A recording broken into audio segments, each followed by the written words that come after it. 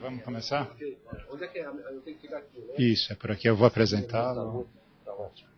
E depois eles têm um debate. Bom dia a todos. Vamos dar início ao seminário desta segunda-feira do Observatório da Inovação e Competitividade do Instituto de Estudos Avançados da USP. Meu nome é Mário Sérgio Salerno, eu sou coordenador do Observatório. Rigorosamente o coordenador, tem dois coordenadores. O Glauco Arbix está licenciado porque assumiu a presidência da FINEP. Então agora eu estou de coordenador isolado, coordenador sozinho do Observatório. Né? Eu tenho a satisfação de apresentar o general Eduardo Dias da Costa Vilas Boas, que vai fazer a apresentação de hoje, mas eu queria dar algumas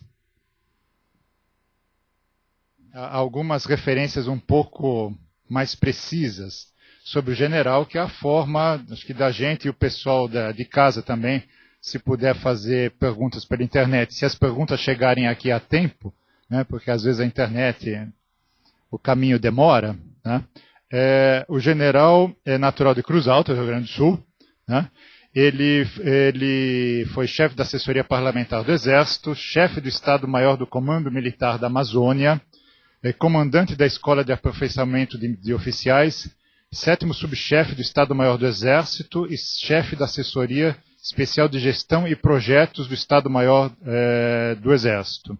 Né? Ele exerceu a função de adjunto do ADIDO junto à Embaixada do Brasil na China e atualmente é vice-chefe do Estado-Maior do Exército. Então, sem mais delongas, muito obrigado pela presença, a casa é sua. Dispõe, acho que essa conversa entre a academia, os profissionais que militam ao redor do tema desenvolvimento tecnológico, inovação e as Forças Armadas, no caso aqui o Exército, é da maior importância. Todos nós sabemos que vários países avançados, para não dizer todos os países avançados, têm um desenvolvimento tecnológico muitas vezes puxado pelas Forças Armadas, que aí tem também os desenvolvimentos têm um uso tanto militar, obviamente, quanto civil. Os casos são imensos, acho que não precisamos mais nos estender nisso. E o pessoal de casa, se quiser fazer perguntas, está no site que vocês devem estar acessando, mas aqui atrás tem os endereços tanto para e-mail quanto do Twitter. As perguntas chegando, elas são encaminhadas diretamente para a nossa discussão. Muito obrigado. General. Muito obrigado, professor. Mil desculpas pelo atraso, embora tenha sido involuntário. E pelo telefone, o Peterson me disse que algumas pessoas estavam aqui, teimosamente, né, aguardando. E eu falei para ele, Peterson, se tiver uma pessoa, já vale a pena. Né? Então, a presença de vocês aqui eu considero uma homenagem e sou extremamente agradecido. E mais uma vez peço desculpa. Gostaria de salientar a presença do empresário, o senhor Omar Afranche, empresário na área de aciaria, siderurgia e metalurgia, né? Em Resende. É um grande amigo e está me prestigiando aqui com a sua presença. Além de pessoas com quem temos interagido, lá do CEGERD, né, da Fiesp, da ESG, companheiros de farda. E o Peterson, cadê o Peterson? O Peterson já assistiu tanto a minha palestra, pensei que você tinha fugido, Peterson. O Peterson é uma figura fantástica, tem feito um trabalho buscando a interação, atuando na área de planejamento estratégico, de segurança, defesa, e buscando a interação do ambiente acadêmico conosco, com as instituições militares, e até eu ressalvo, destaco a coragem que o Peterson tem tido. Nós estávamos lembrando agora, a primeira vez que eu vim à USP foi em 2006, né, Peterson? Quando estava havendo um movimento enorme com ocupação do campus aqui, de áreas do campus e tal. E eu falei, bem, quando eu saí, estava tudo bem, foi Peterson. Um general entrou na USP num dia disso, não levou nenhuma ovada, né? Quer dizer, nós estamos evoluindo bem. E desde a queda do Muro de Berlim, 1991 por aí, começou o que convencionaram chamar de pós-modernismo militar. E a principal característica desse período é a visão sistêmica da defesa. Cada vez mais a defesa deixa de ser prerrogativa dos militares. E a tendência é porque, como a estrutura militar ela é muito cara, o militar fardado, a destinação dele nos países mais desenvolvidos, países do primeiro mundo, a destinação do militar fardado é ir para a guerra.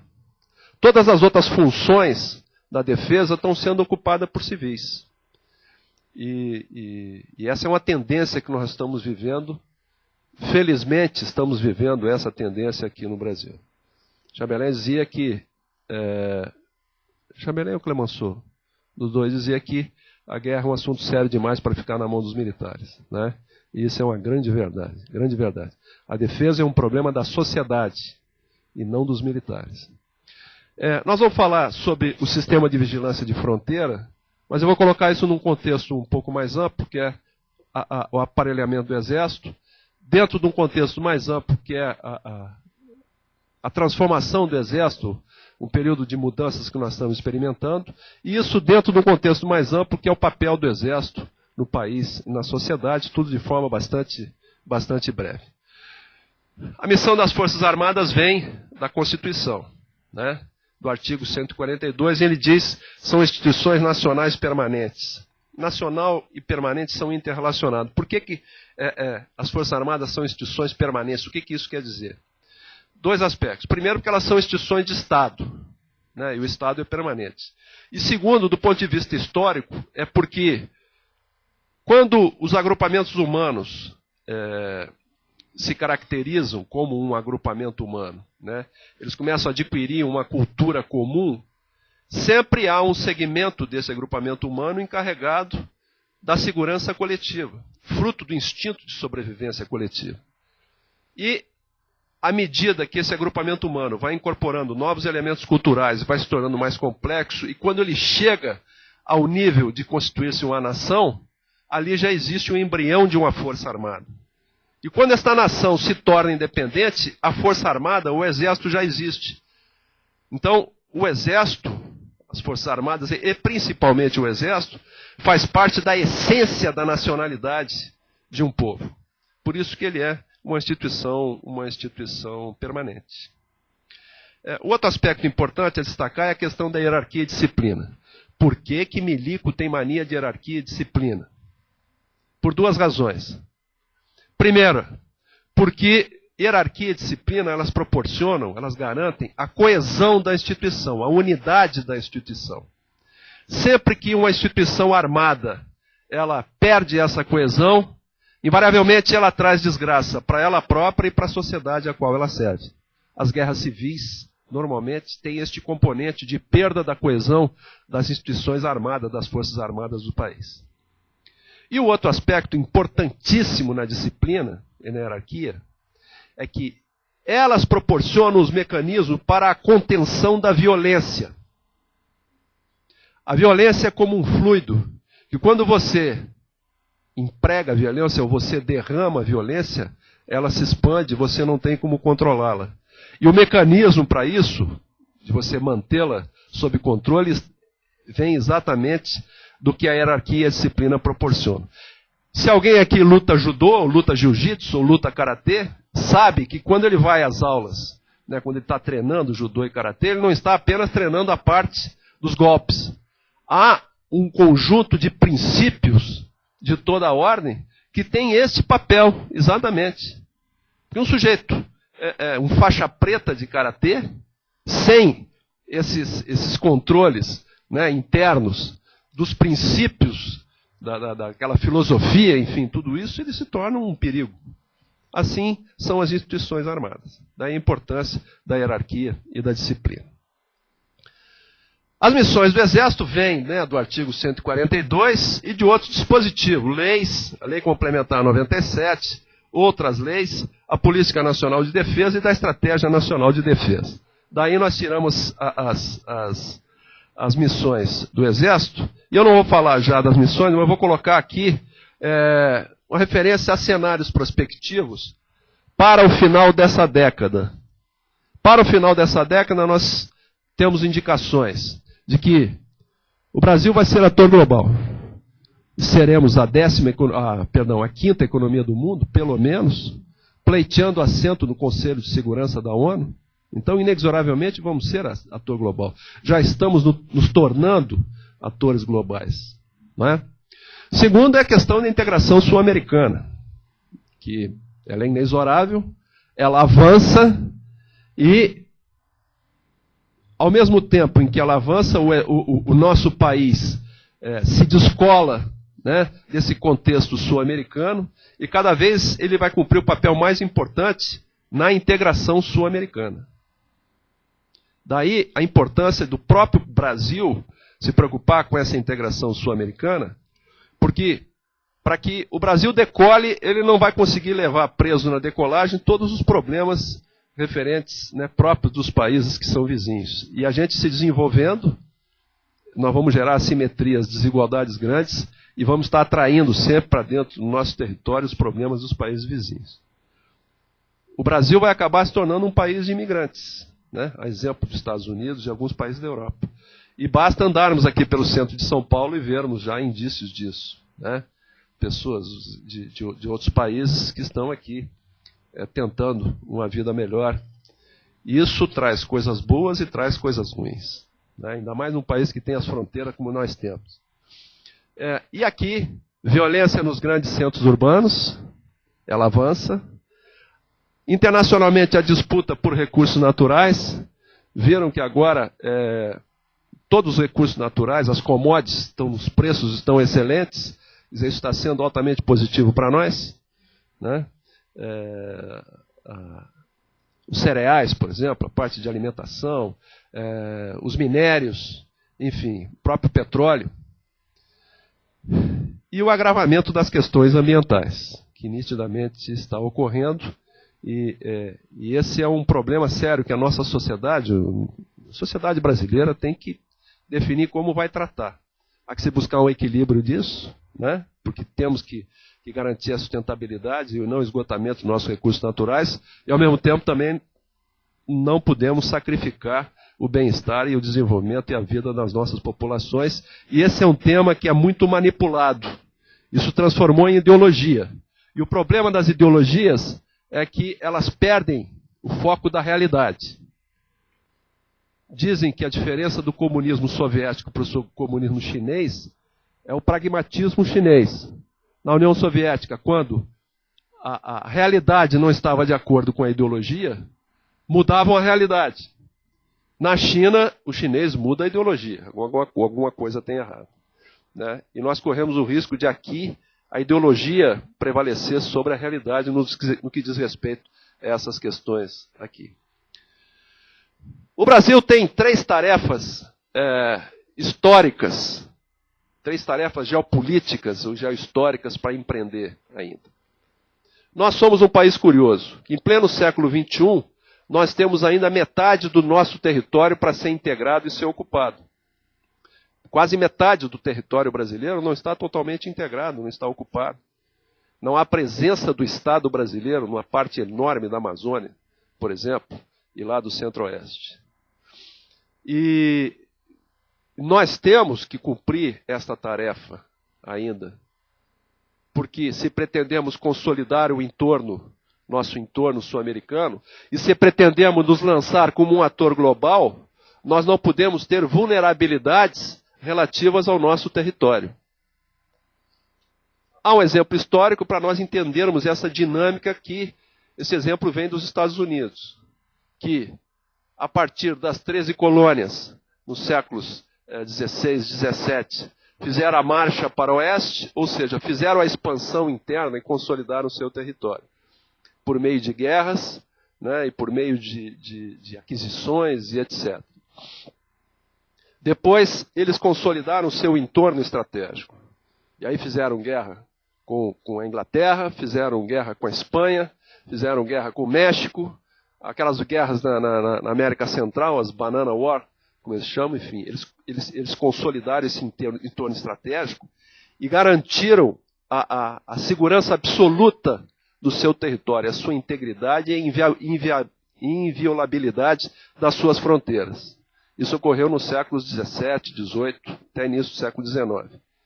Depois de consolidado isso, aí eles se lançaram, enfim, no outro plano, se transformaram no ator global.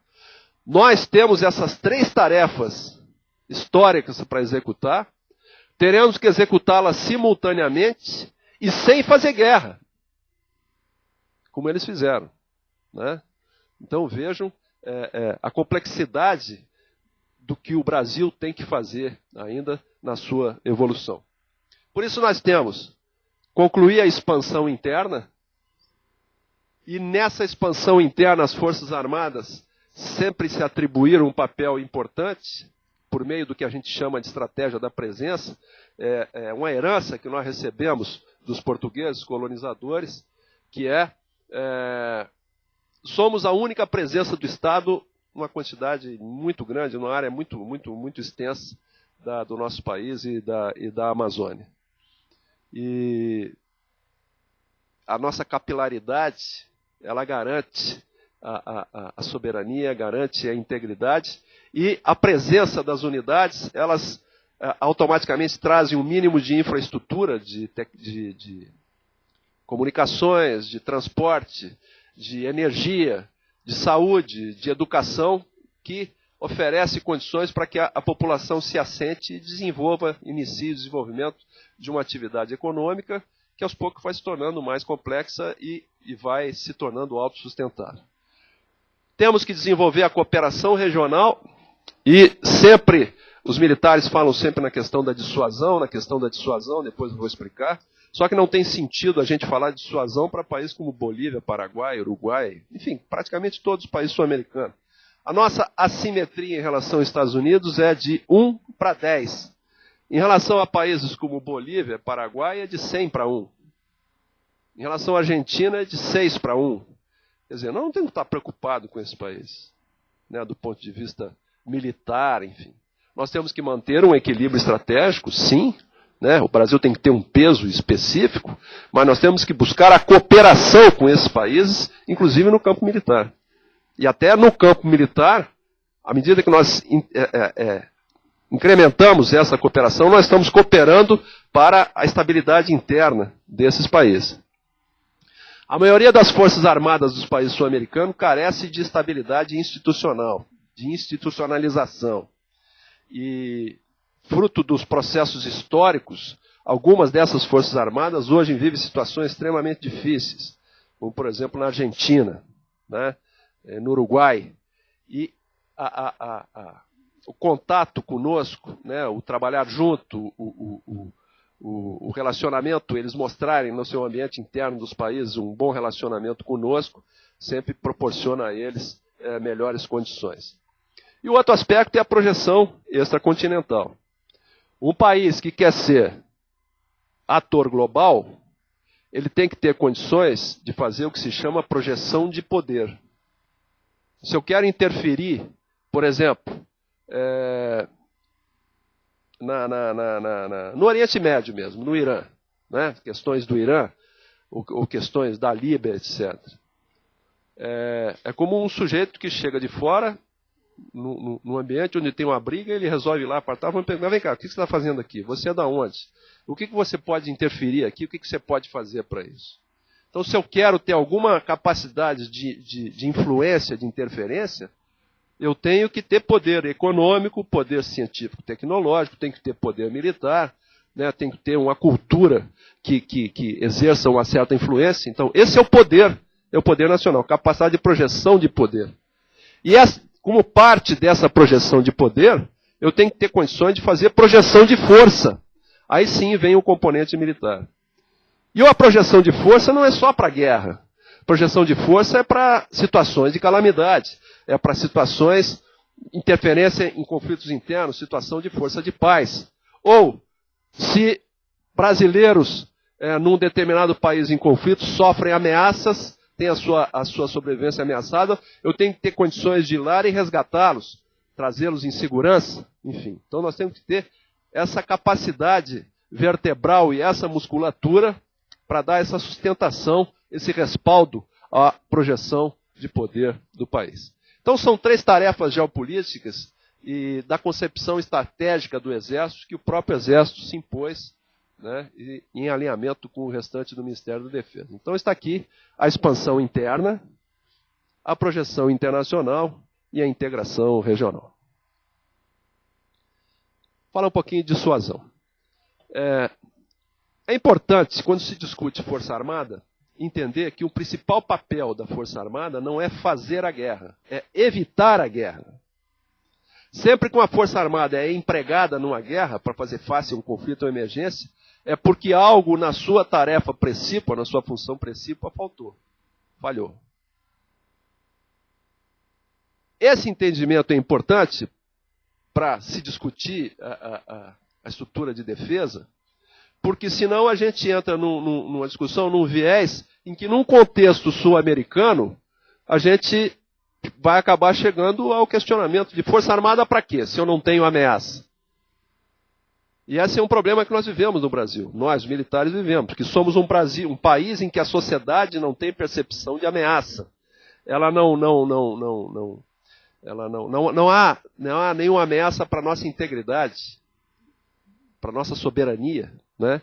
E no país, ainda com problemas tão sérios, desigualdade social, desigualdade regional, com carências básicas da população, necessidades básicas da população não sendo atendida, como você justificar o repasse de recurso para a área de defesa, que é uma área essencialmente não produtiva? Não é? Tem um professor Domício Proença, ele num debate sobre isso, a pessoa diz, no nosso país, a sociedade não tem percepção, necessidade de segurança, ele disse, olha, nada é tão vital para a sobrevivência humana quanto o oxigênio. Eu pergunto, alguém pensou aqui em oxigênio hoje? Só vamos pensar na iminência da falta do oxigênio, né? Então é isso que se vive, a gente vive naturalmente no nosso país. A dissuasão é o seguro que a sociedade paga. Um militar inglês, que não me lembro o nome dele agora, ele diz que costuma-se acusar os governos de desviarem recursos para a defesa, né, ao invés de aplicá-lo em outros bens, mas ele diz, não há bem mais caro do que a vida e a liberdade, né?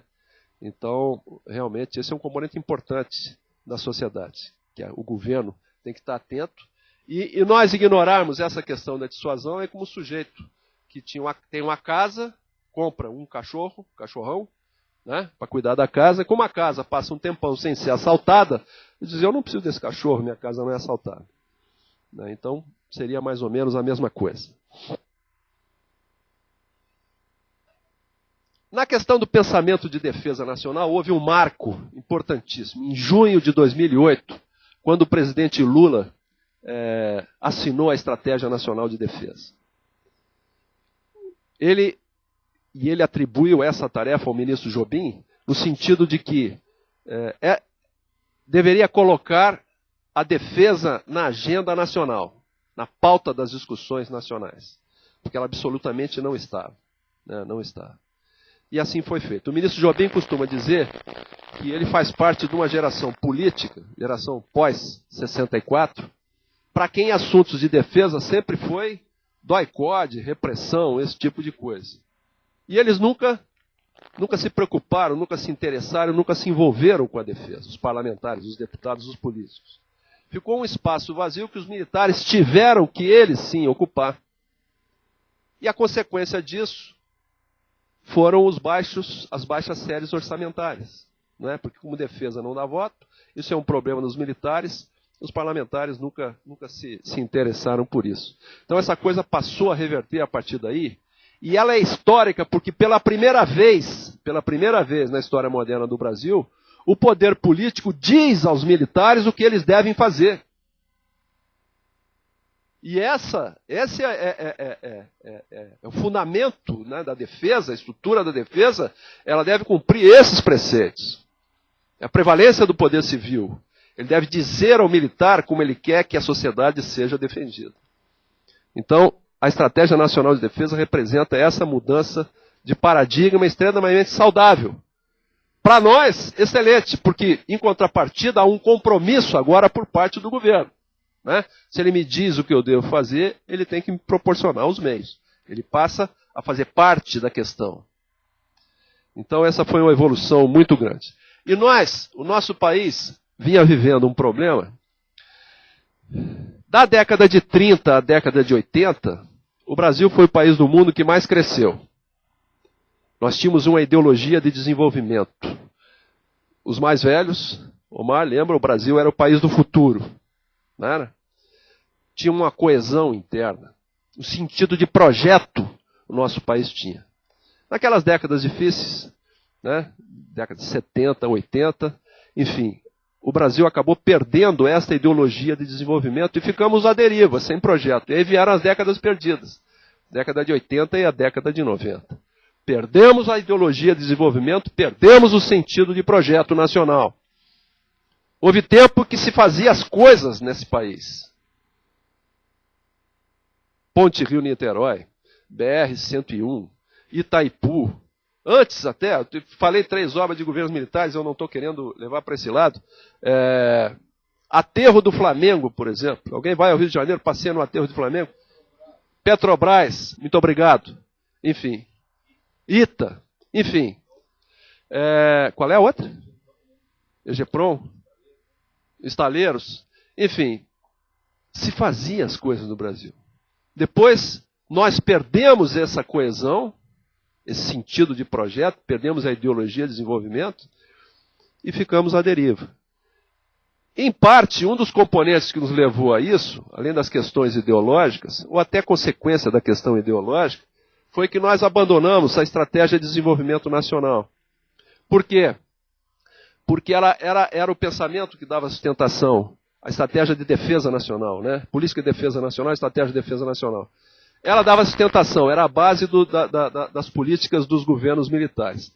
Na reação aos governos militares, isso foi jogado fora, como diz, jogaram fora a água da bacia com o bebê dentro. Isso foi abandonado. Né? E numa concepção esquemática, em que o poder nacional ele é uno, né? Mas ele envolve o político, o científico, tecnológico, o militar, psicossocial, o econômico, e o que protege todos eles é a segurança nacional, nós incorporamos um neoliberalismo estratégico em que abandonamos a condição de segurança e adotamos a concepção de defesa nacional. A coisa de defesa ficou restrita só aos militares, à estrutura de defesa. Com isso, os outros setores da sociedade ficaram desprotegidos. E o que é a doutrina de segurança nacional? A doutrina de segurança nacional é uma metodologia de planejamento. Nunca foi um pensamento, uma doutrina, enfim, uma doutrina policialesca, como muitos davam a entender, e estigmatizando a Escola Superior de Guerra. Eu vi um debate uma vez chamando a Escola Superior de Guerra, a senhora conhece, Escola de Torturadores. Quer dizer, é desconhecer absolutamente o que se faz lá. Não é um método de planejamento em que se procura estabelecer objetivos, verificar quais são as dificuldades, os óbices, os obstáculos para se atingir os objetivos, e aí, concretamente, se superar esses objetivos. E ao ignorarmos a estratégia de defesa nacional, nós ficamos à mercê dos apagões. Essa foi a consequência prática. Tivemos o apagão elétrico, apagão aéreo, vivemos um permanente apagão da saúde, permanente apagão da educação, permanente apagão das nossas estradas, temos apagão de mão de obra qualificada, é um gargalo para o crescimento do Brasil hoje, não temos mão de obra qualificada. E vejam que os países que consolidaram um projeto de desenvolvimento com bastante consistência recentemente foram países que não abandonaram essa concepção de segurança nacional, ou seja, planejar. Né? China, Coreia, Índia, são esses países que estão mantendo esse ritmo de crescimento. E é um país com potencialidades, tanto de recurso humano quanto de recursos naturais, e de sorte, não é? Que veja que nesse contexto que nós estamos vivendo, a gente descobre o pré-sal, né? Veja que coisa incrível.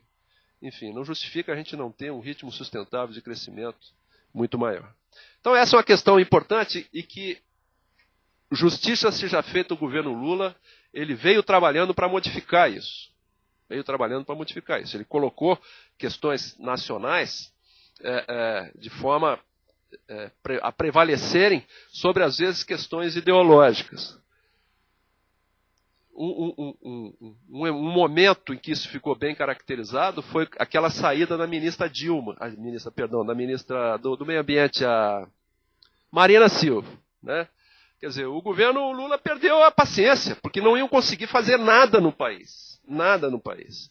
Estavam imobilizando o país. Veja que o Rodoanel aqui, quanto tempo ele está imobilizado, um trecho do Rodoanel, por uma questão relativamente pequena que poderia ser resolvida facilmente se não fosse a questão ideológica. Vejam que a nossa base de lançamento de foguetes lá de Alcântara, quase que ela se inviabiliza também por uma questão de quilombola. Aqueles quilombolas têm direitos? Têm direitos, claro. Mas, enfim, tudo é negociável. Tudo é negociável. Né? Pode-se se contemplar os interesses de todos os lados, mas como a coisa é conduzida ideologicamente, acaba inviabilizando o outro lado. A estratégia determinava as forças que elas deveriam desenvolver essas 3 capacidades operacionais básicas: monitoramento, vigilância, mobilidade e presença. Quando nós fizemos, a estratégia determinava que as forças tinham 6 meses para fazer o seu planejamento. E quando nós fizemos um diagnóstico, com muita facilidade vimos que isso aqui era um ponto fraco terrível: monitoramento e vigilância. Num país com 8,5 milhões de quilômetros quadrados, com a fronteira terrestre de quase 17 mil quilômetros, a nossa capacidade de vigilância ainda depende do fator humano, de observação humana. Não temos sistemas tecnológicos, enfim, incorporados a nos proporcionar essa capacidade de monitoramento e vigilância, e esse é um problema muito sério que nós temos. Temos 3 países vizinhos produtores de cocaína. 3 países produtores de cocaína. Quer dizer, não estamos livres de nos transformar no México, por exemplo, ou nos Estados Unidos. Essa é a realidade. A questão da mobilidade, que é a capacidade de se deslocar, fraquíssima, né? E a estratégia da presença, que é o nosso ponto forte. Como eu disse, é uma herança dos portugueses. Temos na Amazônia 120 e poucas unidades espalhadas, enfim, em todos os lugares. E isso ela serve de base para a vigilância e compensa um pouco o problema da mobilidade. Mas, enfim, esses eram 2 pontos fracos muito sérios. A estratégia foi de junho de 2008, determinava que em 6 meses, ou seja, até julho, a estratégia foi de dezembro de 2008. O presidente Lula assinou. Em 6 meses, ou seja, junho de 2009, nós tínhamos que as forças tinham que apresentar um plano de aparelhamento e um plano de articulação. Fizemos 2 planos de articulação. Articulação é a distribuição das unidades. Um para a Amazônia e outro para o restante do Brasil, que é o Sentinela da Pátria. E 2 programas de equipamento. Um para reequipar o Exército e outro para o Exército de hoje. E outro para equipar o Exército futuro. Aqui são projetos, basicamente, de ciência e tecnologia, com vistas a desenvolver os equipamentos que vão equipar o Exército. Quando o ciclo de vida, chamado ciclo de vida, dos equipamentos que estão sendo adquiridos agora, se encerrar, nós pretendemos fazer as aquisições com base em sistemas desenvolvidos por nós, né, com grande participação das empresas, na área e da área acadêmica e na área de ciência e tecnologia também. Então essa é a concepção do nosso planejamento. Dentro do plano, vou retornar aqui, dentro do plano Amazônia Protegida, a concepção principal foi o sistema de vigilância de fronteira, exatamente para atender aquele ponto fraco da nossa a capacidade de vigilância e de monitoramento extremamente deficiente. Então desenvolvemos o sistema de vigilância da Amazônia. Qual é a concepção do sistema de vigilância da Amazônia? Uma rede de pelotões, um adensamento da rede de pelotões de fronteira que nós temos. Hoje nós temos 21, estamos planejando instalar mais 28 pelotões. Para que esses pelotões, na verdade, sejam operem como uma célula de vigilância, um pelotão tecnológico, interligado ao sistema de comando e controle, que no futuro deverá contar com satélites, e hoje já está sendo estruturado um grande programa de satélite para o Brasil, com participação de empresas civis e participação do Ministério da Defesa, do Ministério da Ciência e Tecnologia, porque um país como o nosso, com a extensão do nosso, não pode prescindir de satélites para suas comunicações, tanto comunicações civis quanto comunicações militares, para proporcionar às Forças Armadas uma capacidade de coordenação, de comando e de controle essencial. Aqui em verde nós temos as brigadas que já existem. Na Amazônia, em vermelho, 3 brigadas que nós estamos planejando criar. Uma brigada para Foz, uma brigada em Manaus, que vai ser a reserva estratégica, e uma nova brigada no Acre. Por que uma nova brigada no Acre? Aquela região do Acre, Rondônia, o centro-oeste, é uma região que está merecendo atenção, muita atenção, porque ela está sofrendo um impacto muito grande decorrente das represas do Rio Madeira, Giral e Santo Antônio, que vão proporcionar energia abundante naquela região, decorrente da construção da rodovia interoceânica, e essa rodovia que está por ficar pronta, e quando isso ocorrer, o Brasil estará colocado na bacia do Pacífico, estaremos com acesso direto aos mercados da Ásia e enfim, toda a bacia do Pacífico, o oeste dos Estados Unidos e assim por diante. E com a abundância de mão de obra, a abundância de energia, que eu me referia, vejo que essa região, nós podemos considerar que será um segundo lance em sequência ao que foi proporcionado pela construção de Brasília, né?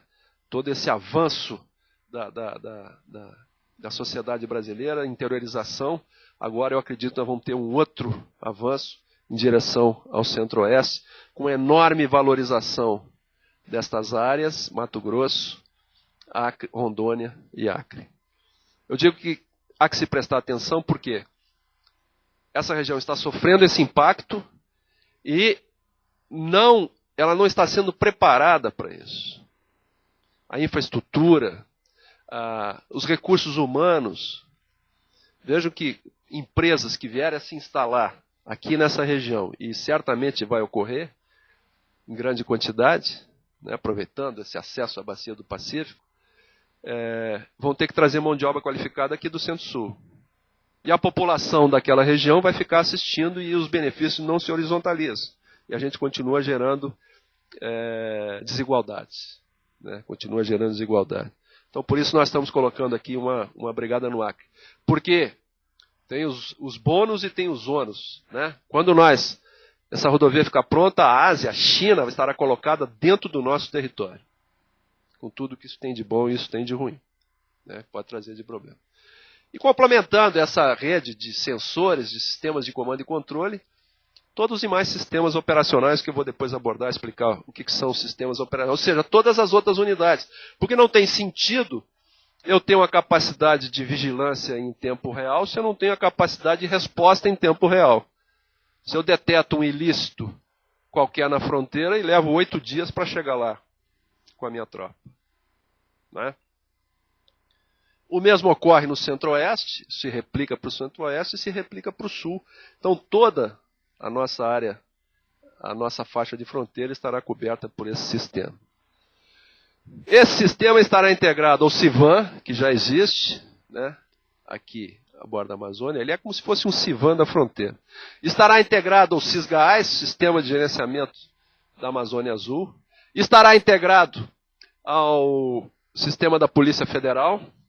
Estará integrado ao Sistema de Controle do Espaço Aéreo, controle de voo, e o Comando de Defesa Aeroespacial. Então, uns sistemas de defesa, sistemas de vigilância totalmente integrados sob a coordenação do Ministério da Defesa. E para isso é essencial a questão do satélite. Nós estamos muito atrasados no satélite. Uma coisa interessante é que, para satélite, esse satélite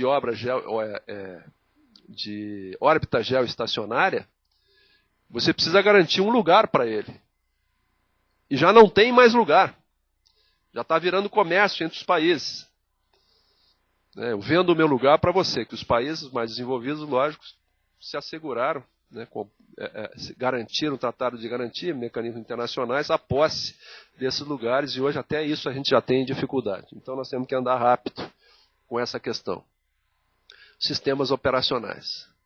Uma outra visão do CISFRON são 3 subsistemas. Um sistema de sensores, radares, veículos aéreos, enfim, todo tipo de sensor, interligados por um sistema de comando e controle, um sistema de comunicações que a gente denomina de um sistema de apoio à decisão, né? As informações são repassadas para cá, para os centros de comando e controle. Aqui se elabora os planejamentos e se transmite a ordem para a área operacional, que são os atuadores, que nada mais são do que tudo que nós planejamos para a organização e o equipamento do Exército. Aqui, uma outra visão é que os sistemas operacionais, todos os sistemas operacionais deverão estar contemplados, deverão ser modernizados também. Quais são os sistemas operacionais? Esse que aqui está: comando e controle, defesa antiaérea, apoio de fogo, manobra, logística, inteligência, mobilidade e contramobilidade. Qualquer unidade operacional, ela tem esses 7 sistemas funcionando dentro dela.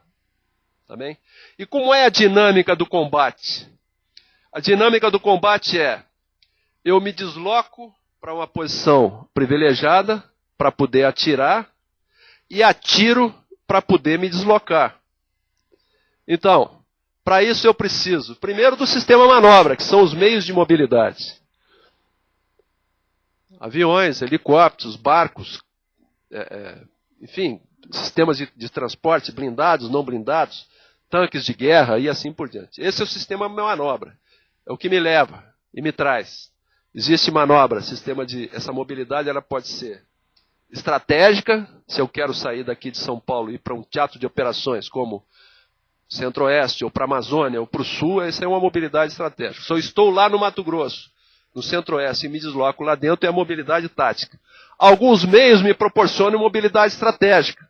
Helicóptero, avião, por exemplo, viaturas blindadas sob roda, eu posso fazer grandes deslocamentos rapidamente. E outros me proporcionam só a mobilidade tática, como um tanque, por exemplo. Né? Eu ando poucos quilômetros por dia, e até porque a logística é muito pesada, né, para a gente movimentar tanques de guerra. Outro sistema é o apoio de fogo, como eu disse. Eu me desloco para atirar, produzo o efeito que eu pretendo, e aí atiro, e aí me desloco novamente. Então, em todos os sistemas de artilharia, de foguetes, de canhões, de mísseis, e assim por diante. Para fazer isso, eu preciso ter o que se chama consciência situacional. Eu preciso conhecer as condições, tudo sobre o meu oponente, sobre o inimigo, sobre o terreno, condições meteorológicas, população civil, sobre a infraestrutura, enfim. Isso tudo eu obtenho por meio de um sistema de inteligência. Esse sistema de inteligência tem que estar ligado por um sistema de comunicações que nós chamamos de sistema de comando e controle. É o que interliga todos os comandos, vamos dizer assim. Essa gente toda precisa comer, né? Precisa se vestir, precisa de munição, precisa de combustível, precisa de saúde, atendimento de saúde, né? Socorro, enfim. Isso é o que nós chamamos de o sistema de logística. As guerras modernas têm sido ganhas aqui, pela logística. Guerra do Golfo, guerra do Iraque. Quem ganhou foi a logística. Tá? Operações logísticas extremamente complexas. A defesa antiaérea, para eu ter liberdade de ação, para me movimentar, eu preciso ter uma proteção aérea. Essa proteção aérea é proporcionada em 2 níveis. Pela nossa força aérea e também pelos meus meios. Né? São mísseis, radares. Esse aqui é um míssil portátil, canhões antiaéreos também. Complementando isso, o sistema de mobilidade, contramobilidade e proteção, que são proporcionados pela engenharia militar. Se eu vou me deslocar, provavelmente o inimigo vai derrubar as pontes, vai fazer cratera nas estradas, vai lançar campos de minas, né, e eu preciso restaurar isso para poder me movimentar. Então, isso é a mobilidade. Contramobilidade é o que eu faço em relação ao inimigo. E proteção são os meios de proteção, de casamatas, de abrigos, enfim, proteção da população e assim por diante. Então esses são os sistemas operacionais que o nosso exército está vivendo um momento muito difícil, porque nós estamos com uma defasagem tecnológica de 40 anos. De 40 anos. Os nossos equipamentos, as concepções dos nossos equipamentos são de 40 anos. Eu costumo dizer o seguinte, eu estou ministrando essa palestra aqui com equipamento e programas que não tem mais do que 5 anos. Mas o nosso soldado está usando um fuzil de 40 anos. As nossas viaturas, as nossas unidades de blindados, né, de tanques, etc., é tudo no mínimo com 40 anos. Isso no Exército não nos inviabiliza. Vê como a gente se acostumou com essa situação. Foi um largo período de estiagem orçamentária e que a gente ficou, vamos dizer, matando um leão por dia, tentando sobreviver.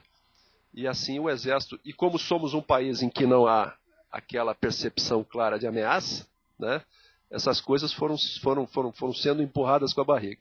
E eu digo que nós somos prisioneiros, essas coisas são consequência das nossas qualidades. Um senso acendrado que nós temos de responsabilidade perante a sociedade, cumprir as obrigações, e a gente não diz não. A gente não diz não, com isso a gente vai se esgarçando. Para vocês terem uma ideia, quando houve aquela enchente lá no Nordeste, em Maceió, em Alagoas, o batalhão de infantaria de Alagoas tinha 2 caminhões só, para vocês terem uma ideia. Um batalhão com 800 integrantes. Todo o Nordeste tinha 40 caminhões só. Então é uma situação extremamente séria que a gente está vivendo em relação a isso. O cronograma de implantação, o ano A, vamos dizer assim, foi esse ano de 2010, em que foi feita a concepção do projeto e foi licitada o plano básico do projeto. Ganhou uma empresa nacional, a TEC, que é a mesma que planejou o CIVAM, né, e está também planejando o CISGAAS. Neste ano eles vão nos entregar o projeto piloto, depois nós vamos iniciar a implantação pela Amazônia, o Centro-Oeste e depois o Comando Militar do Sul. O CISFRON tem capacidade de trazer enormes benefícios para o país, né, e para as Forças Armadas. No campo político, por exemplo, fortalece a imagem do Brasil perante a comunidade internacional, vai ser um instrumento de integração regional, porque ele é double face, né? Então, ele será disponibilizado para os países vizinhos, para nós fazermos trabalhos conjuntos nas faixas de fronteira.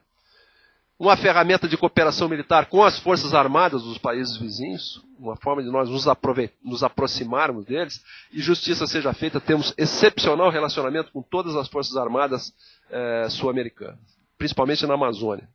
Eu servi lá há muito tempo e a gente tem reuniões anuais envolvendo os comandos ali que servem imediatamente junto à fronteira, né? Um ano aqui e o outro ano lá. Então a gente tem uma interação permanente. Às vezes, unidades em locais muito remotos, há uma ajuda mútua ali, muito grande. Aquela coisa de vizinho que me dá uma xícara de açúcar, me empresta uma xícara de açúcar, faltou gás. Então a gente vive isso também na fronteira e a cooperação é excelente. Aumenta a presença do Estado.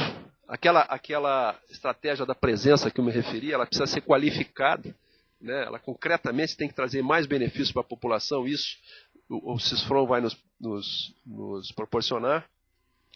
É uma resposta à pressão internacional sobre a Amazônia, depois eu vou explicar por quê. E vai exigir atuação integrada de órgãos do governo, né? Na Amazônia, para tratar dos assuntos da Amazônia, o Exército é uma ferramenta só, né? O Exército não substitui FUNAI, não substitui IBAMA, não substitui INCRA, não substitui Polícia Federal. Nós damos suporte para esses órgãos atuarem. No que diz respeito à Amazônia mesmo, aumenta a nossa capacidade da preservação ambiental, de proteção à biodiversidade, combate aos ilícitos ambientais, quantidade de contrabando de espécies vivas é enorme, dificílimo da gente detectar, né? E a nossa capacidade de proteção às populações indígenas também. Uma influência grande na segurança pública, porque aquela lei complementar 97, ela deu ao Exército responsabilidades deu poder de polícia, inclusive, de combater os crimes transnacionais na faixa de fronteira. E nós não tínhamos ferramentas para fazer isso com eficiência. E temos sido cobrados. Narcotráfico, as armas estão entrando pela fronteira e o Exército não está fazendo nada. Então, ele vai nos proporcionar maior eficiência para a atuação, tanto quando o Exército atua, quanto também para a gente proporcionar, oferecer suporte à Polícia Federal e às polícias estaduais também. Todo tipo de ilícito transfronteiriço, combate ao crime organizado. Isso vai ter influência na segurança dos grandes centros urbanos, né? Controle à imigração ilegal, aqui até a expressão não é combate, seria controle, né? E com reflexo, inclusive, na segurança dos grandes eventos esportivos que estão por vir aí, Copa do Mundo, Olimpíada, enfim, isso tudo que a gente já começa a ficar preocupado, né? Porque esses eventos têm um potencial muito grande de mudar a percepção do mundo com relação ao Brasil, né? Mudar o nosso status, e já está começando a ficar desconfortável, né? Porque a gente não vê as coisas acontecerem. E hoje, por exemplo, quase um colapso nos aeroportos todos. Isso que o tempo estava bom hoje, né? A população, de uma maneira geral, com a melhora da estratégia da presença e atuação dos órgãos de governo, a melhoria da qualidade de vida, amplia a presença do Estado junto a essas populações, aumenta a percepção de segurança, que é fundamental. A percepção de segurança, ela é tão importante quanto a segurança, não é? Porque é a questão do medo. Vejam que esse evento na escola de Realengo, em termos estatísticos, ele é insignificante. No Brasil morrem 50 mil pessoas por ano vítimas da violência. Lá morreram 12 ou 13. Mas o impacto está exatamente na percepção de segurança, na insegurança. Qualquer mãe que tenha filho em colégio, tenho certeza que está preocupada, né? Então essa questão da percepção da segurança é importante. E empregar recursos de tecnologia da informação, comunicações, em atividades como telesaúde, ensino à distância, etc. Só como curiosidade, o Colégio Militar de Manaus desenvolveu um programa de ensino à distância, de segundo grau, para atender os filhos dos militares que estão na fronteira. Isso agora, por meio de um convênio com o Ministério da Educação, foi estendido a toda a população da faixa de fronteira. E são cerca de 150 mil pessoas que estão sendo atendidas por esse programa. Então vejam que, e o gargalo que nós temos é de estrutura, né? É ordem técnica. Então vem aumentar, melhorar as condições para isso. Do ponto de vista da economia, geração de emprego na indústria nacional de defesa, ele é um projeto que tem um enorme componente tecnológico, essencialmente tecnológico esse projeto, e assim como o Civan ele mudou o patamar tecnológico da Força Aérea, nós imaginamos que ele vai mudar o patamar tecnológico do Exército. Geração de empregos e proporcionar exportação de serviços também. Para o Exército também vai se beneficiar, né? Aumenta a nossa capacidade de vigilância e monitoramento, a efetividade da estratégia da presença, vai aumentar a nossa capacidade de apoiar operações de garantia da lei e da ordem, né? As ações de segurança pública e as ações subsidiárias, que são, por exemplo, defesa civil, atendimento a emergências, coisas desse tipo, vai proporcionar um salto tecnológico ao Exército e é um reforço da imagem do Exército perante a sociedade. Esse é algo que tem nos preocupado muito. Aqui abrindo o jogo, né? As pesquisas de opinião, todas indicam, colocam sempre as Forças Armadas em primeiro lugar no índice de confiabilidade da população brasileira. Disputando com a Igreja, até recentemente, as Forças Armadas têm estado em primeiro lugar. Mas, há um século atrás, as Forças Armadas, o Exército principalmente no Brasil, era referência em planejamento estratégico, administração, gerência, engenharia, ciência e tecnologia, até coisas mais simples como música. As bandas militares são responsáveis pela interiorização da música no Brasil. Atividade física, treinamento físico, surgiu no Exército. A primeira escola foi a Escola de Educação Física do Exército. Foi um embrião de toda essa capacitação física. Enfim, Hoje o Exército já deixou de ser referência. As Forças Armadas do mundo deixaram de ser referência. Porque com a revolução tecnológica, e como as Forças Armadas são instituições fechadas, com uma cultura muito forte, muito adensada, elas não tiveram capacidade de acompanhar essa evolução. E as Forças Armadas começaram a ter problemas dentro da sua sociedade e no cumprimento das suas missões. Daí surgiu a ideia de iniciar um projeto de transformação que eu vou abordar em seguida. Aqui, além do CISFRON, nós temos 5 grandes projetos em andamento. O Sistema de Vigilância de Fronteira, o Projeto Guarani. Guarani é o nome de um blindado novo, que vem substituir o Urutu. É um blindado sobre rodas que está sendo desenvolvido em parceria do Exército com a empresa Iveco, Fiat Iveco, ali em Belo Horizonte. Vai ser uma linha de blindados. Estamos começando por um blindado bem simples, de 6 rodas, passar depois para um de 8 rodas, e depois, se for o caso, ainda blindado sob lagartas. À medida que formos desenvolvendo, incorporando tecnologia, e a nossa indústria nacional for se capacitando a isso também. Quando se desenvolve um blindado Guarani, há que se entender que hoje um tanque de guerra ele tem 4, 5 computadores dentro dele. Ele é operado, a complexidade de operação é quase a mesma de um helicóptero ou de uma aeronave. Né? Então, ele tem vários sistemas ali dentro, e os sistemas de armas, sistema de comando e controle, os sistemas de radar, de detecção, enfim, é uma complexidade tecnológica muito grande. E todas essas tecnologias são duais, logicamente. Né?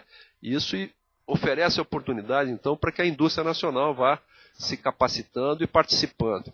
Hoje nós temos 3 grandes grupos, se caracterizando 3 grandes grupos de defesa no Brasil.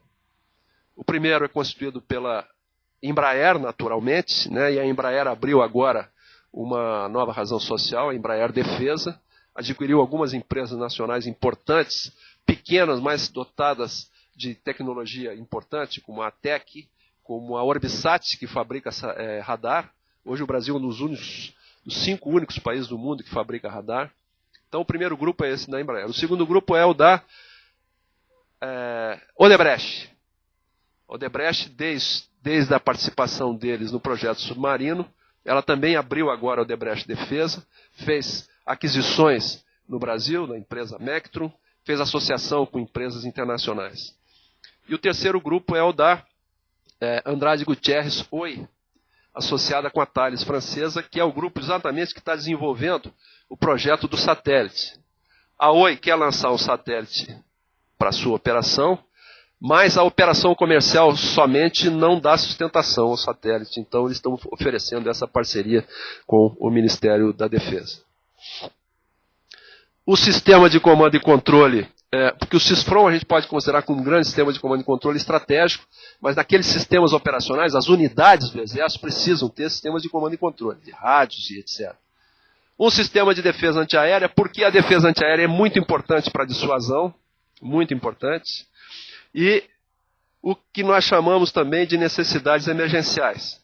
Eu já fiz referência a que os nossos equipamentos sofreram um processo de sucateamento muito grande, de obsolescência muito grande, e muitas faltas nós temos. Então, nós estamos trabalhando no sentido de recuperar isso. Isso tem um efeito muito sério, esse estado que eu me referi. Por quê? Porque desprofissionaliza o militar. Um profissional militar, né, um sargento, um oficial, vai para uma unidade, servindo uma unidade, e ele não tem o equipamento para exercer as atividades normais de uma unidade, fazer o seu adestramento, o seu preparo, treinar o seu soldado, ele está deixando de ganhar vivência naquela atividade. E se ele não conseguiu ser tenente, ele não vai conseguir ser um bom capitão. Se ele não for um bom capitão, ele não vai conseguir ser um bom coronel. E se ele não for um bom coronel, ele não vai conseguir ser um bom general. E essa desprofissionalização, você não recupera rapidamente. Você compra o material, por exemplo, né, com um projeto de governo e tal, você compra canhões novos, tanques novos, etc. Mas para você recuperar essa capacitação profissional, e ela é complexa, ela não decorre apenas de habilidades técnicas, né? São uma série de princípios, e, enfim, áreas de conhecimento bastante ampla, demora um tempo, às vezes uma geração. Então essa é uma preocupação muito grande que nós temos em relação a isso aqui. E o Brigada Braço Forte é um projeto que nós elaboramos com vistas a estarmos aptos para cumprir, atender qualquer emergência por ocasião dos Jogos Copa do Mundo e Olimpíada. Porque até agora ainda não se definiu o planejamento da segurança, mas nós já estamos preparando, porque sabemos que a única instituição que tem presença em todas as sedes das Copas do Mundo, com efetivo, com estruturas de comando e controle, com capacidade de planejamento e assim por diante, então estamos nos preparando desde já e, logicamente, nos habilitando a receber recursos, né, que eventualmente venham a ser distribuídos com esse fim específico. Então, rapidamente eu passei esse contexto, mas o mais importante que eu queria destacar, em relação ao que eu mostrei aqui, é que está em curso no Exército um processo chamado de processo de transformação do Exército. O que quer dizer isso? A evolução de uma instituição armada, das Forças Armadas, ela pode ocorrer em 3 níveis. Primeiro, a adaptação. A adaptação é o que a gente faz todos os anos. A gente pede um orçamento de investimento de 3 bilhões, recebe 1,5 bilhão, mas metade disso é contingenciado, então a gente tem que se adaptar para cumprir as missões que são impostas, as missões que decorrem aí da Constituição e outras leis. O segundo é transformação, o segundo é modernização. O que é modernização? É eu comprar um equipamento novo para cumprir as missões que eu sempre cumpro. Mas nós precisamos de transformação. Por que transformação? Novas capacidades para cumprir novas funções, novas missões. Isso implica mudança de concepção política, estratégica, doutrinária, tecnológica, de gestão e assim por diante. Até o ano 2020, o Brasil será a 5ª economia do mundo, ator global. Nós temos que ter forças armadas com capacidade de, se eu fizer assim, eu colocar uma brigada na África, por exemplo. Na América Central, em qualquer país da América do Sul, para integrar uma coalizão, para o Brasil ter voz ativa, para proteger os seus interesses. E o que acontece conosco? Nós ficamos estagnados com um exército de concepção de Segunda Guerra Mundial. Por quê? Segunda Guerra Mundial, essa concepção de guerra, de era industrial, de guerras de longa duração, de ocupação de grandes espaços, de conquista e controle de recursos naturais, uma guerra em que ela vai se anunciando, eu tenho tempo de fazer a preparação, em que o Exército trabalha no seu dia a dia não para produzir operacionalidade, mas sim para produzir recursos mobilizáveis. Então, nesse tipo de guerra, o maior poder de combate é obtido por meio da mobilização. E o que acontece hoje? As guerras são instantâneas. As guerras duram horas, às vezes dias. Eu não tenho tempo para fazer tudo isso. Eu tenho que ter algo chamado prontidão, ou seja, eu faço assim e já estou pronto para me deslocar. E a sociedade tem o direito de exigir isso. Nós somos um exército de 190 mil homens, integrantes, homens e mulheres. Nós tivemos um enorme esforço para colocar mais um efetivo no Haiti. Quando houve o terremoto no Haiti, nós temos o comando da Força de Paz no Haiti, e a maior parte do efetivo é nosso. Nós temos lá mais ou menos 1.000 militares. Imediatamente tivemos que mandar mais 1.000, tivemos dificuldade para isso. E aí nos demos conta como está nos faltando prontidão. E hoje, além do Haiti, nós estamos no Rio de Janeiro, no Morro do Alemão. Então eu tenho um efetivo de 190, mas gente pronta, preparada mesmo para cumprir esse tipo de missão, operando esse equipamento com tecnologia, enfim, preparado psicologicamente, nós estamos já tendo dificuldade. Então nós temos que promover este salto, essa mudança no Exército. Mudanças na atividade fim, nas operações, na capacidade operacional, na doutrina, mudança nos seus recursos humanos e mudança na gestão do Exército. Esse é o principal projeto que o Exército desenvolve hoje em dia. é uma mudança conceitual. A gente costuma dizer que o exército que nós temos, esse da concepção antiga, é como se fosse um gato. E não adianta eu engordar o gato. Eu preciso de uma onça ou um tigre, né? Então tem que fazer uma mudança estrutural. Existem duas histórias enfim, da história militar, né? 2 episódios da história militar que mostram bem isso. O primeiro vem da cavalaria polonesa.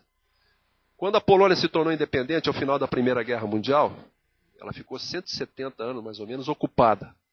Mas sempre ela preservou a sua cavalaria.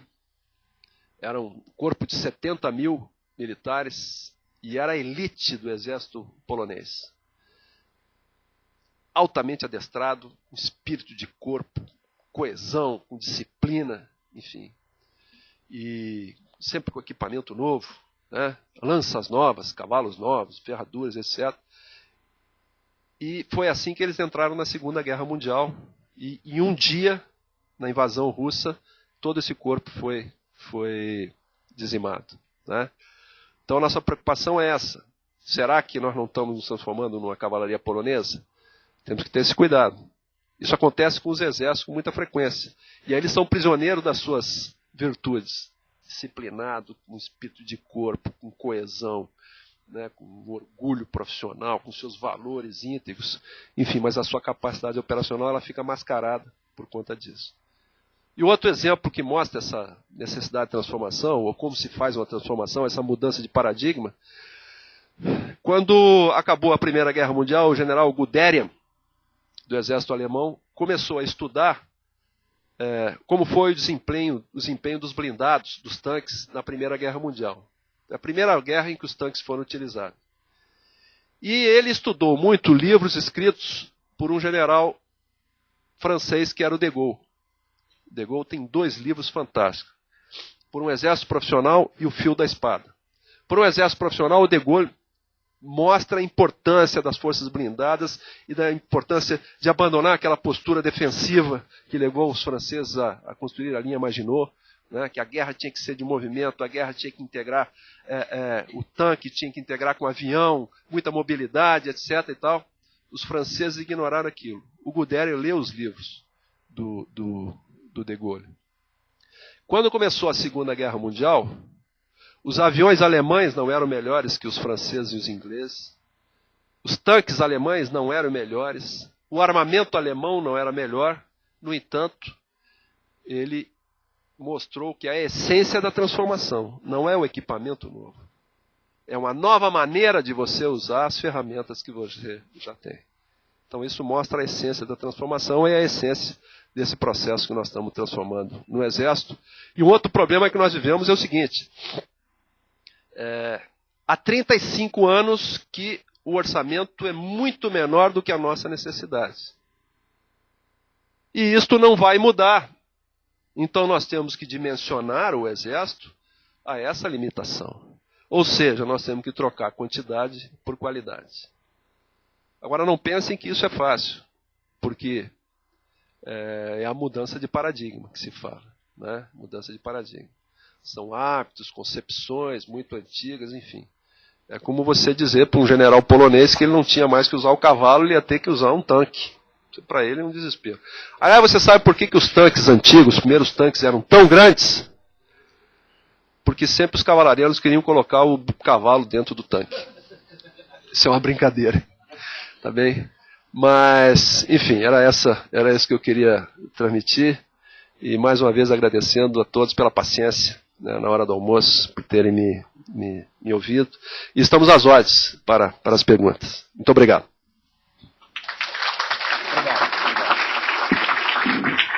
Muito obrigado.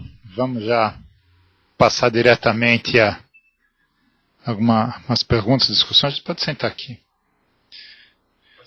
Pode. Eu esqueci de dizer no começo, mas esse evento tem o co-patrocínio, digamos assim, do Instituto de Relações Internacionais aqui da USP. E o Peterson, que ele está lá atrás, no observatório tem um grupo de trabalho de defesa que basicamente é coordenado e executado e planejado por ele, certo? Então, ele que articula, digamos assim, as questões relativas a, como nosso foco é inovação, inovação e defesa, ciência, tecnologia e defesa. Bom, vamos lá. Então temos dois aqui. Eu só pediria para que se identificasse por causa da transmissão da internet, já temos três. E eu gostaria de fazer uma pergunta que não é temática, se é possível, se o senhor autoriza de deixarmos a gravação dessa palestra no site para que pessoas depois possam acessar. A gravação e os próprios slides também estão... Perfeito, está ótimo, obrigado. Tem gente que não gosta, até hoje nós não tivemos nenhum expositor que não tenha deixado, mas é nosso dever perguntar. Tá. Eu vou passar aqui. Mais assim? Depois o Guilherme. Tá desligado? Vê se eu fiz alguma bobagem aqui.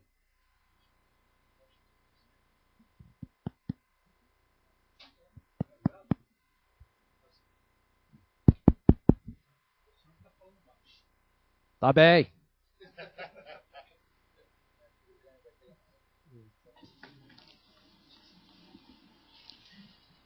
Eu quero chamar a atenção. Por favor, no microfone, por causa da gravação. O microfone está funcionando? Ah.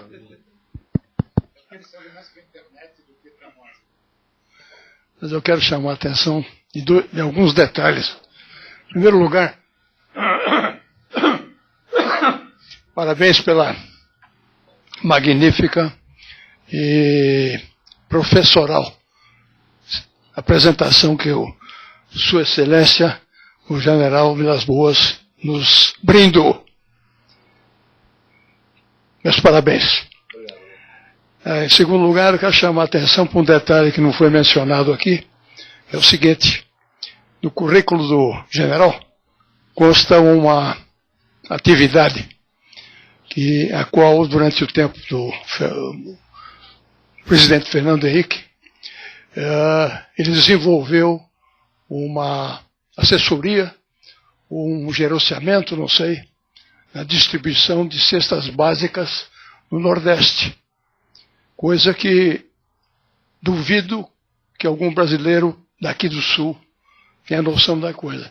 Com a invasão da cesta básica, da Bolsa Família, com a invasão da Bolsa Família, a coisa tomou um outro vulto, uma outra imagem. Finalmente, eu quero também, aliás, não finalmente, mas eu quero chamar a atenção o seguinte: para um indivíduo com o preparo do general Vilas Boas, a gente pode fazer uma analogia. 2 estrelas, que é o primeiro passo de general, na minha cabeça corresponde a 2 PhD. 3 estrelas são 3 PhD formados. E 4 estrelas da mesma forma, 4 PhD. Um outro detalhe também que vale a pena mencionar é o seguinte: na época que o Brasil entrou na Segunda Grande Guerra, através da FEB, a mobilização foi uma coisa completamente desorganizada. Soldados que foram para a Itália com doença venérea, problema de dor de dente, falta de fardamento, falta de proteção contra o frio e assim por diante. Então a mobilização para fazer o que nós aspiramos, principalmente os militares, a mobilização é uma coisa que depende muito de toda essa explicação que foi dada. É uma vergonha, desculpe a expressão, a gente ouvir alguém dizer que nós estamos 40 anos atrasados em relação ao que deveria ser. Eu tenho um amigo dentro do Exército que foi comandante de uma central de manutenção em Curitiba.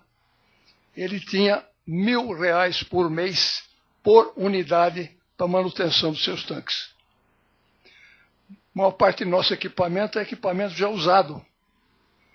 E, infelizmente, a política levou a essa situação mostrada aqui. E se houver uma mobilização hoje, como houve lá no Rio de Janeiro, Morro do Alemão, em termos nacionais, o Brasil afunda. Eu fiquei abismado em saber que a Marinha tinha capacidade de dar o suporte que foi dado. Agora eu faço um comentário. E por que parou aí? Ok?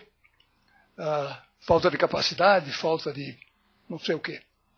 De maneira que, desculpe pela extensão do meu comentário, mais uma vez, parabéns, general, e continue contando com os seus admiradores. Obrigado, Mar. Essa questão do PhD... General, desculpe, só vamos pegar um conjunto, porque nós temos pouquíssimo tempo, daqui a pouco nós vamos ser desalojados aqui da sala, que vai ter aula aqui. Tem algumas que vieram pela internet, mas tem o Guilherme, tem o Rafael e tem o seu nome que eu não... Tá, vai levar o microfone. Tanto faz. Enquanto chega ali, eu leio duas que chegaram pela internet, porque a gente aqui não tem muita percepção, mas tem mais ou menos uns 200 ouvintes, ou internet espectadores, não sei qual o neologismo para isso. Então, uma pergunta de Laura Parente, em relação à informação do general de que os novos sistemas terão de desenvolvimento próprio, três questões. Onde e por quem foram desenvolvidos os sistemas atuais? Então, 2. Por que essa decisão de desenvolvimento próprio agora? 3. Quem são os atores envolvidos na concepção e desenvolvimento desses novos sistemas? Aí eu passo para o Guilherme, daqui a pouco eu leio a segunda. Guilherme, faça favor. Bom dia, general. Meu nome é Guilherme, sou estudante da pós-graduação aqui do departamento da Poli, faço parte do Laboratório de Gestão de Inovação que o professor Salerno coordena. Bem, como o professor apresentou, historicamente as Forças Armadas têm sido utilizadas para contribuindo para o fortalecimento das indústrias dos países, tanto do tecido industrial como da capacitação tecnológica dessas indústrias. Isso seja através do poder de compra das Forças Armadas, que é o poder de compra do governo, ou seja através do próprio desenvolvimento de tecnologias diretamente. Aqui no Brasil não foi diferente, acho que o caso mais emblemático é a Embraer, mas o Exército teve casos, no passado teve a Engesa, outras empresas que no passado tiveram bastante importância na indústria, que acabaram acabando. Mas com a ENA, né, com a Estratégia Nacional de Defesa,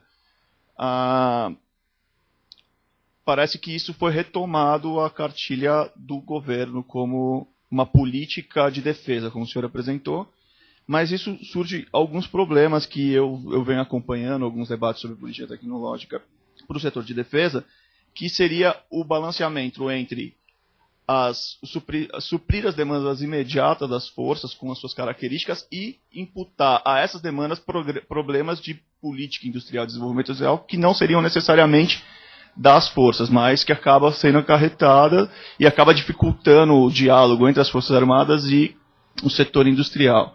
Acredito que também o caso mais emblemático seja da compra dos caças da Força Aérea, que parece que a Força Aérea optou por um modelo, o governo, por conta da política industrial, optou por um outro que não cabe no orçamento da Força pela operação, mas outros exemplos que eu acompanho em fóruns, por exemplo, de discussões militares, dos helicópteros comprados da Embraer, que parece que parte dos militares preferiam comprar os helicópteros americanos, Black Hawk, que são muito mais eficientes e mais baratos de operação e manutenção. Existe, então,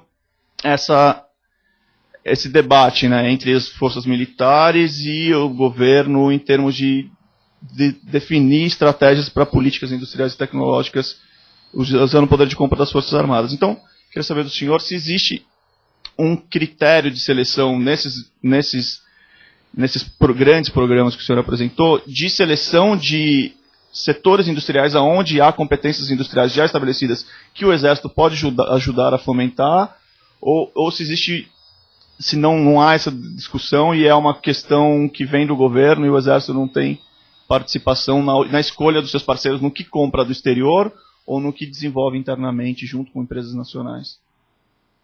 Eu vou passar para o Rafael. Desculpa, o Rafael passou aqui então. O nosso colega aqui de de verde. Enquanto o microfone chega lá, eu leio a outra pergunta que veio para a internet, que eu acho que, bom, na minha opinião, o senhor já respondeu, mas em todo caso, é um internetico que não está identificado, mas que a consideração é a seguinte: cerca de 70% dos gastos das Forças Armadas é com pessoal. O Exército não planeja repensar seu projeto de força para investir mais em qualidade do que em quantidade? Que foi um pouco o final da sua exposição, senhor. Por favor, se identifique.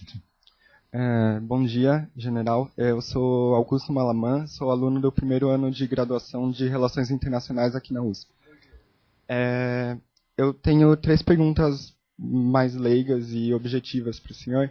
Eu não consegui entender exatamente no ponto em que o senhor falou sobre o desenvolvimento da nova conjuntura na Amazônia, por exemplo, com a necessidade de mão de obra mais especializada na região, devido à migração de empresas, etc., eu não entendi qual exatamente seria a participação do Exército ou das Forças Armadas no geral no desenvolvimento dessa questão. Seria algum tipo de projeto educacional, alguma coisa assim, já que a questão foi a mão de obra qualificada na região. Uma outra pergunta que eu gostaria de fazer já que a sua exposição foi bastante detalhada quanto às estratégias específicas das Forças Armadas nesse plano novo, eu queria que o senhor desse alguma maior especificidade quanto ao trato com o problema da imigração ilegal. Porque foi apenas citado ali como um dos pontos relacionados ao projeto, mas eu tenho um interesse maior nesse ponto, gostaria que o senhor elucidasse um pouco maior aí. Eu consegui entender bastante os motivos dessa operação ou estratégia, não sei bem como definir, na região norte, e eu consegui pegar bastante a sua explicação sobre isso, mas eu não entendi exatamente qual a aplicabilidade dessas novas estratégias na região centro-oeste e sul. Eu gostaria também que o senhor pudesse falar um pouco sobre isso. Desculpa se as perguntas forem básicas demais, mas era isso. Obrigado. Agora a última, acho que não tem mais escrito, que é a minha. Por algum motivo, a minha inserção da universidade, eu estou aqui na Escola de Engenharia desde 83 como docente, mas eu conheço grupos que fazem algumas pesquisas ligadas à Marinha, tem o escritório naval aqui na Poli, isso facilita. Tem grupos que fazem um pouco de pesquisa ligados à aeronáutica, do que eu conheço, a Marinha é mais ativa aqui, mas eu não conheço sobre o Exército. A Marinha tem centros de pesquisa lá na Ilha do Governador, né? A Aeronáutica tem, de certa forma, o CTA, o apoio histórico com a Embraer, faz encomendas para a Embraer, um pouco mais restrito, mas eu gostaria que o senhor nos mostrasse, explicasse um pouco quais são as estruturas do Exército para essa relação de ciência e tecnologia, obviamente para as Forças Armadas, né? Para as Forças Armadas não, para a Força Exército, especificamente. Seria isso. Obrigado. Esse aqui está melhor? Bom, eu vou responder não necessariamente na ordem, tá? Com relação à questão previdenciária, alguém perguntou, 70 e... a internet. Mais de 70% do orçamento das Forças Armadas é para pagamento de pessoal, né? Nós temos algumas distorções na legislação. Bom, primeiro é o seguinte. O Ministério da Defesa, diferente de outros ministérios, a parte previdenciária fica a seu cargo, né? Então, por isso que gera esses números com essas características que nós referemos. Outros ministérios não têm este encargo. De qualquer forma, nós temos ainda resquício de leis, de regulamentações antigas que oneravam muito a carga previdenciária. Leis estabelecidas num contexto em que não havia esta preocupação, né, com relação à longevidade das pessoas, esse tipo de coisa. Então, hoje, nós ainda temos vivas pessoas que são pensionistas da Guerra do Paraguai, por exemplo. Então, uma série de coisas que estão sendo abolidas e que paulatinamente vão modificando isso. De qualquer forma, há um problema estrutural nas forças. Há um problema estrutural. A quantidade de pessoal militar, profissional, está muito grande para o contexto da força, né? Toda a estrutura da força. Nós temos que diminuir, estamos trabalhando nisso aí, para diminuir este pessoal e compensando com a presença de civis, presença de estagiários, presença de empresas com terceirização e atribuindo a outros setores da sociedade responsabilidades que até então eram nossas. Esse é o principal trabalho que nós temos que fazer. Conforme eu disse, a tendência moderna é militar fardado é para ir para a guerra. O resto tudo é feito por esses outros setores, conforme eu me referi. Então, esse é um problema sério que nós temos realmente, estamos começando a atacá-lo efetivamente, que vai demorar um tempo ainda para a gente reverter isso.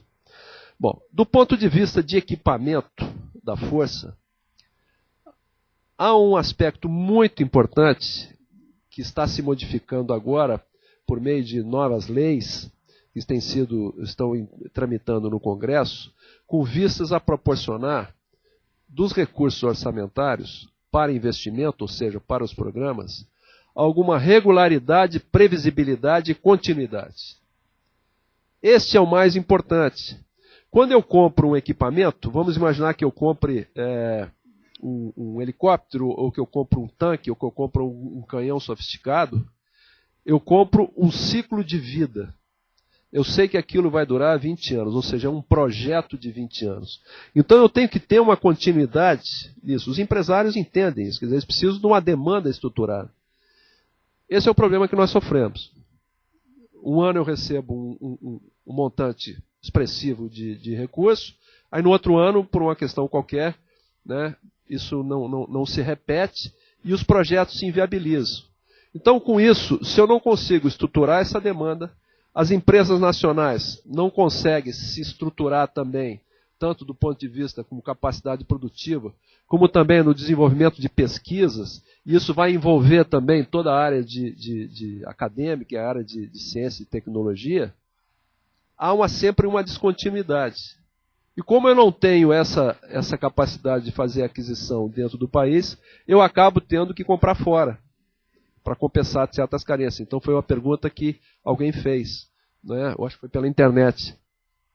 Se compra aqui, por que está comprando fora? Por que os projetos são agora? É porque agora houve uma mudança de estado de coisas. As coisas estão se alinhando, né? Está se buscando. Tem havido uma interação muito grande com as empresas. E mais, está nos faltando ainda algo que é muito importante, que é a discussão política dos projetos militares. Nos Estados Unidos, por exemplo, um projeto de aquisição de um determinado tanque novo, ele é intensamente discutido no Congresso Nacional. Intensamente. Tem um parlamentar que era o relator daquela atividade e acompanha toda ela. Nós não chegamos a esse ponto aqui no Brasil. Isso para garantir para que toda a sociedade participe disso, todos os setores da sociedade participem disso.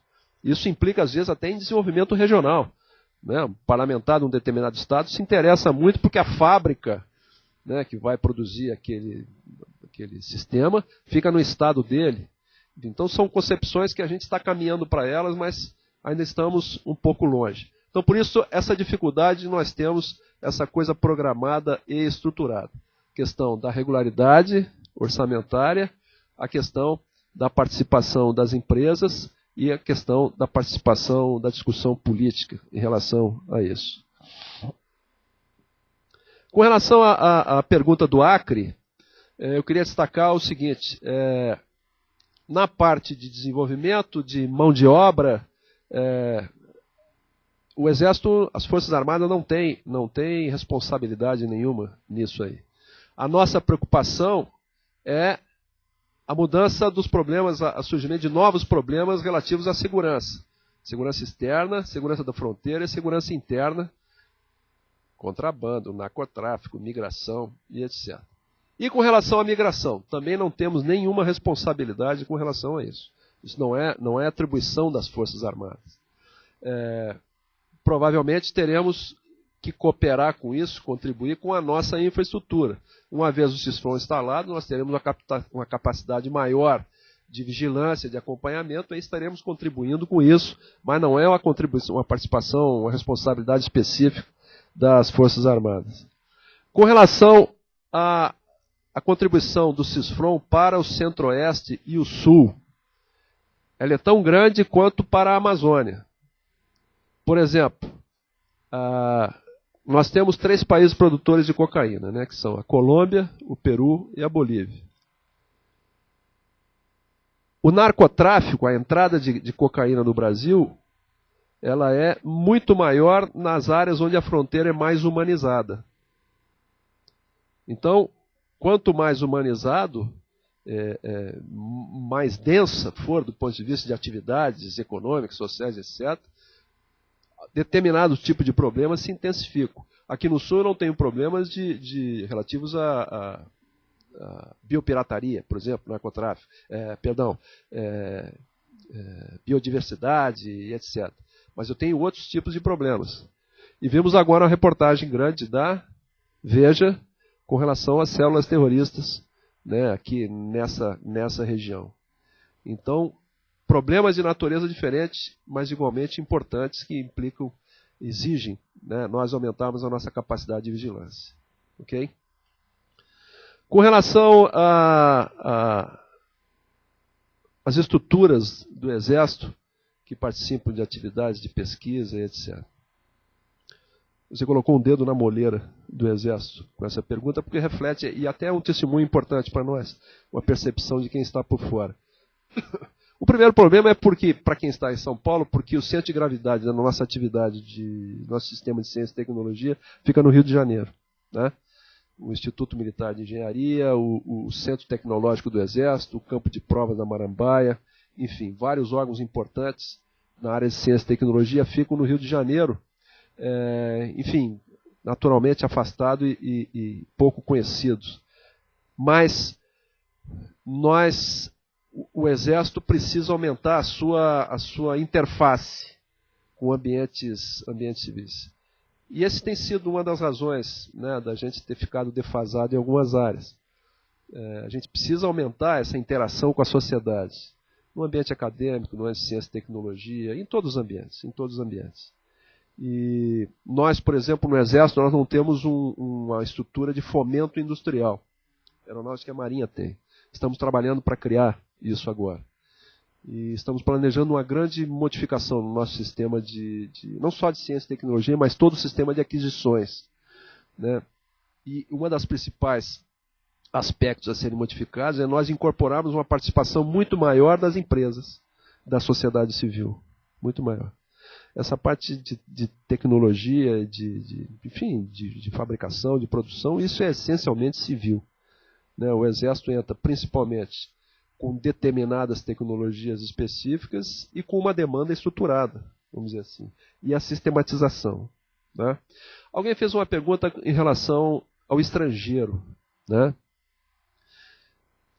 Até mesmo dentro do Exército nós temos gente que tem uma visão muito, muito estrita, quase xenófoba, né? Que tem que ser tudo nacional, que não pode ter participação de estrangeiro, enfim. E até usam como parâmetro a China, né? Essas coisas decorrem de um projeto de país e de longo prazo. Mas a nossa defasagem em algumas áreas ela é muito grande, que nós não temos como esperar a gente fazer todo o desenvolvimento aqui no país, não é? Então, necessariamente tem que haver esta interação, né, essa associação e essa cooperação. Vejo que na fabricação desse avião, um avião de transporte de tropa, né, avião de transporte, o C-390 pela Embraer, que é um avião que vai substituir os existentes, né, internacionalmente, como o Hércules e outros aviões, né, consagrados, enfim, mas que estão com o seu ciclo de vida já expirando. A Embraer fez associação com várias empresas internacionais para poder produzir esse avião, porque hoje as tecnologias são tão sofisticadas que não tem como a gente criar um sistema de autarquia aqui, né, e querer fazer tudo. Impossível, é impossível. Por isso que a defesa, ela não é um fim em si mesma, ela não pode ser uma estrutura, um sistema isolado dentro do sistema país. A defesa tem que estar integrada com a ciência e tecnologia. É legítimo que a área de ciência e tecnologia se desenvolva. É legítimo que empresários, né, se desenvolvam participando da defesa. É necessário que a defesa esteja integrada à diplomacia, né, porque os meus planejamentos estratégicos, em decorrência, os meus planejamentos operacionais, e em decorrência disso, os equipamentos que eu vou comprar, têm que estar coerentes com a minha postura política, com a minha diplomacia. Enlouquecendo a ideia, como exemplo, sim, se o Brasil resolve declarar guerra aos Estados Unidos, eu não estou preparado para isso. Quer dizer, é uma incoerência muito grande, né? Então essa coisa toda tem que ser integrada. Faz todo o pensamento nacional, e daí a importância dos civis da área acadêmica participarem da atividade de defesa, se interessem, se metam na atividade de defesa, porque o estarão fazendo com todo o direito e com toda a propriedade, e até é uma questão de responsabilidade de todos. Eu pergunto se ficou alguma pergunta sem ser respondida. Pois não. Boa tarde. Oi? Boa tarde, meu nome é Mariana, eu trabalho na Dupont do Brasil, na área de Kevlar, né, que é tecidos para blindagens. E você comentou sobre os carros, né, blindados que estão sendo feitos e os que já existem. Então eu queria saber, assim, você pode falar quantos carros blindados já existem no Brasil e se vocês têm algum projeto para a renovação deles, para melhoria dos próprios carros, não a troca. Melhoria, porque a gente está trabalhando agora com o Spauline, né, que é aquela blindagem que você pode colocar no carro já existente, né? Esse projeto do blindado Guarani é um projeto de 20 anos. No total, se for todo o projeto for desenvolvido, serão 2.000 carros. Mas eu só vou ter esses 2.000 daqui a 20 anos. E eu tenho necessidades imediatas. Para suprir essas necessidades imediatas, nós estamos modernizando alguns dos blindados antigos que nós tínhamos, que é o caso do Guarani, do Urutu, do Cascavel, e também de um outro blindado para transporte. Ele não é tanque, é um blindado para transporte de tropa, de fuzileiros, que chama-se o M113. Então nós estamos com programas em andamento de revitalização e de modernização desses blindados. Eu não tenho agora dados para te passar relativo às quantidades, tá? Nem o andamento do projeto. Mas, enfim, eu te passo depois meu e-mail e eu depois, tá, ok? Eu até te ponho em contato com o pessoal dessa área lá no Exército. Tá bom? Me desculpa não ter condições de te dar essa resposta, mas ela é técnica aí. Eu não tenho todos os dados. Tá bom? Obrigado a você, mãe. Muito Alô? Tá pegando? Deu. Muito obrigado, General Vilas Boas. Volte sempre. Né? Volto e chego na hora. Mas o senhor viu que o pessoal estava interessado e ficou. Daqui a pouco, às 2 horas, a maior parte aqui tem outras atividades. Isso não impediu que o pessoal aqui participasse. Tá? Nós fazemos seminários periódicos, assim, com a maior diversidade temática possível, sempre dentro, obviamente, de um eixo de inovação. Nós fizemos um ciclo de 3 seminários sobre saúde, indo desde patente de medicamentos até as questões de desenvolvimento para atender doenças básicas, digamos assim, ou mais específicas de países como o nosso. E esse ciclo vai continuar na próxima, quer dizer, essas atividades vão continuar no ciclo de saúde o nosso próximo seminário é daqui a 15 dias, então quero avisar a todos, na semana que vem, que é a Semana Santa, que é um pouco especial na universidade. A universidade não tem aulas, tem um conjunto de outras atividades, por exemplo, o meu departamento usa esse período para fazer o planejamento do departamento, então não vai ter ninguém aqui, ou vai ter muito pouca gente. Então, na próxima semana não haverá seminário. O próximo seminário vai ser no dia 25 de abril, na outra segunda-feira, daqui a 2 semanas. E o tema tem a ver com Estado, mas não é exatamente tão Estado quanto o Exército e Forças Armadas, que é sobre organizações sociais. O que há de inovador nessa forma de organização para a prestação de serviços públicos. E o nosso expositor é o Luiz Henrique de Proença Soares. Ele foi diretor atualmente na Via Pública, que é um organismo que desenvolve um conjunto de projetos sociais. Ele foi diretor do SEAD, que é a Fundação Estadual aqui do Estado de São Paulo, que se chama Sistema Estadual de Análise de Dados, é uma espécie de BGE local, digamos assim. Depois ele foi diretor e presidente do IPE, Instituto de Pesquisa Econômica Aplicada, Instituto Federal, e agora ele está no Via Pública. Então o Luiz Henrique, vulgarmente conhecido como IC, né, ele tem uma longa cancha para discutir esses assuntos, além de ser santista, que é uma outra qualidade dele. Tá vendo? Sempre tem oposição general, é impossível agradar a todos, né? Então, muito obrigado. E a todos que nos acompanham pela internet ou presencialmente, até daqui a 2 semanas.